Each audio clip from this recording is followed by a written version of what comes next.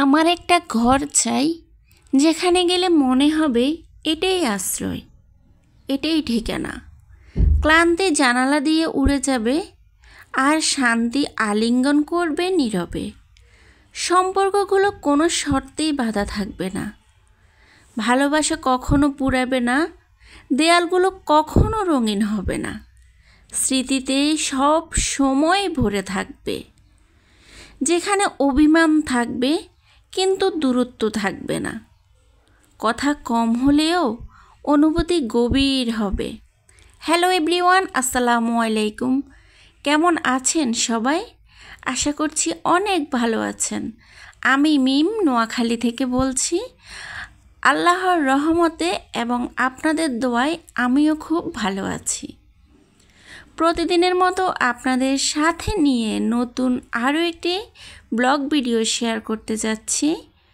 I hope আমার আজকের ভিডিওটি আপনাদের খুবই ভালো লাগবে।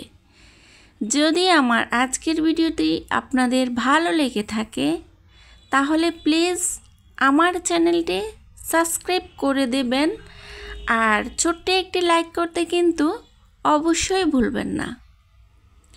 সব নারীরই কিন্তু মনে একটা স্বাদ জাগে, গোছানো গাছানো পরিপাটি পিটপাট একটা সংসার হবে, একটা ঘর হবে। আমিও কিন্তু তার থেকে একটু ব্যতিক্রম নয়।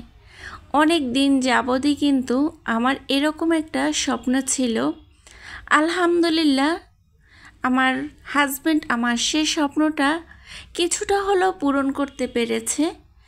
মোটামুটি সুন্দর করে একটা ড্রয়িং রুমের লুক আপনাদের সঙ্গে শেয়ার করতে যাচ্ছি, আর সেটাকে গুছিয়ে নিচ্ছি কিভাবে ড্রয়িং রুমটাকে সাজিয়ে নিচ্ছি সেগুলো আপনাদের সঙ্গে শেয়ার করছি। সব সময় আমি ভাবতাম যে আমার সুন্দর একটা ঘর হবে, একটা ড্রয়িং রুম হবে, যেখানে সবাই এসে বসলে মনটা একেবারে ভরে যাবে, বলবে না হ্যাঁ সুন্দর করে সাজানো হয়েছে, ঘরটা দেখলে সবার কাছে ভালো লাগে।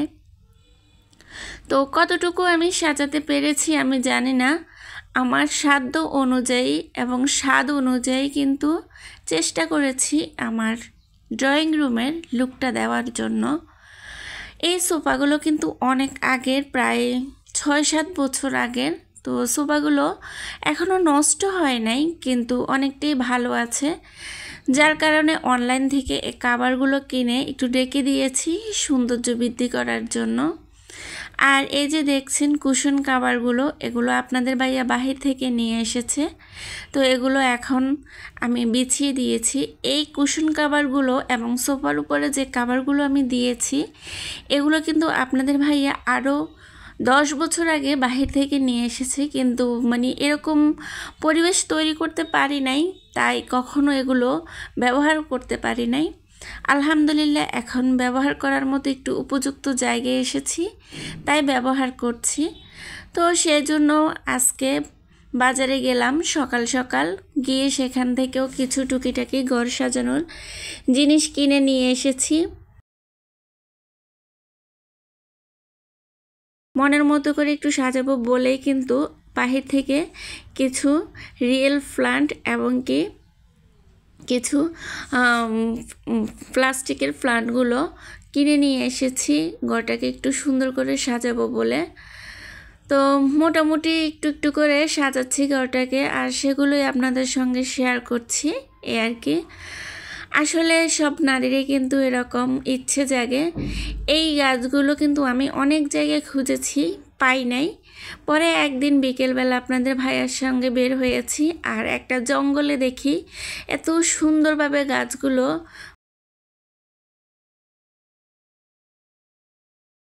আর সেগুলো আমার কাছে দেখে সত্যি অনেক ভালো লেগেছে। আর সেই জঙ্গল থেকে কিন্তু এই গাছগুলোকে আমি তুলে নিয়ে এসে এখন আমার ড্রয়িং রুমে লুক দিয়েছি এ আর কি। তো এই সাইকেলটা আমি বাহির থেকে নিয়ে এসেছি, আজকে বিকেলবেলা যখন গিয়েছিলাম তখন নিয়ে এসেছিলাম। তো এগুলোকে সুন্দর করে এখন তার জায়গা মতো সেটিং করে দিচ্ছি। আমার মনে হয়েছে এভাবে সাজালেই হয়তোবা সুন্দর লাগবে, তো সে কারণে এরকমটা করে সাজিয়েছি। যদি আপনাদের কোনো কমেন্টস থাকে আরও কোন জায়গায় এই জিনিসগুলো দিলে সুন্দর লাগবে, ভালো লাগবে দেখতে, তাহলে অবশ্যই কমেন্টসে বলবেন। সবার আসলে রুচি মন মানসিকতা তো এক না, তো আমার রুচি অনুযায়ী আমি রুমের লুক দিয়েছি। তো হয়তোবা আপনাদের কাছে ভালো নাও লাগতে পারে। যদি ভুলভ্রান্তি হয়ে থাকে বা কোনো কিছু আপনাদের ভালো না লাগতে পারে, তাহলে অবশ্যই ক্ষমা সুন্দর দৃষ্টিতে দেখবেন আর বলবেন, হয়তোবা আরও সুন্দর করে হয়তোবা সাজানো আপনাদের কাছে আইডিয়া থাকতে পারে। অবশ্যই কমেন্টসে জানাবেন যদি আপনাদের কাছে কোনো আইডিয়া থেকে থাকে। সত্যি কথা বলতে এই কচু গাছটা আমি যখন কিনে নিয়ে এসেছি, আপনাদের ভাই আমাকে নিয়ে অনেক হাসাহাসি করেছে।